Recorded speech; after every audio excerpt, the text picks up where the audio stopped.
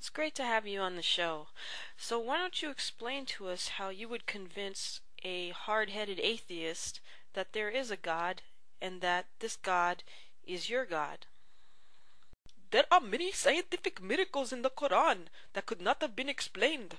Muhammad knew things that could not have been known at the time, like how the sky is actually held up by mountains. That's why the sky does not fall on us, and how camel piss is good for your ailments. And did you know that the sun sits in the pool of muddy water? Well, Muhammad knew this 1400 years ago. So what have you got to say about that?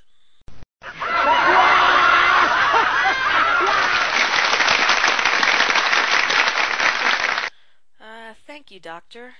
That was very interesting. So tell us, we're always hearing that Islam is the religion of peace, but what about 9/11 and the 777 Remember the bombings Crusades? and the Madrid bombings They stopped. and the Remember Bali the bombings? Crusades? The Crusades. And take a look at Sudan Remember and Darfur. the Crusades. You cannot blame us for 9/11.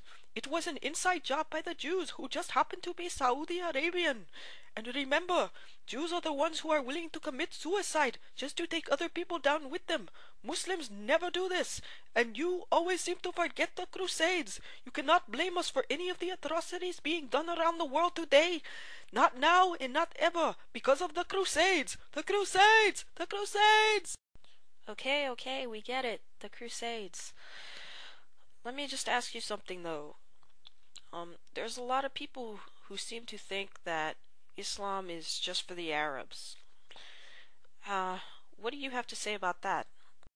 It is our duty as Muslims to spread Islam to the whole world. So that should answer your question. Islam is not just for the Arabs but for all the people in the world. I myself am an Indian and I am a Muslim. Thank you for clearing that up. But if Islam is to spread all over the world, how come it can't even stand up to criticism? You cannot criticize Islam. It is racist. Okay. I understand that part of taking over the world means spreading Sharia law to every nation, which means women could get beaten and raped for not covering up. Yes, but you must understand, rape is very rare in Muslim countries, and that is not just because husbands are allowed to rape their wives, or because women risk being stoned to death for reporting rape, but it is because Muslim women do not show their hair like you filthy Americans do. If a woman does not cover up, then she is telling the man it is okay to rape her, and that's all we can think about. We are just animals after all. Thank you, Doctor. But please tell us, why is it that Islam is the only religion that can't seem to be translated into English?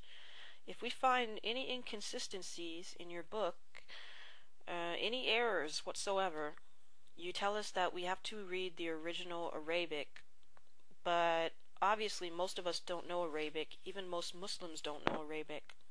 Islam is for everybody, but Arabic is the only language that Allah speaks, and that is why we only pray to Him in Arabic.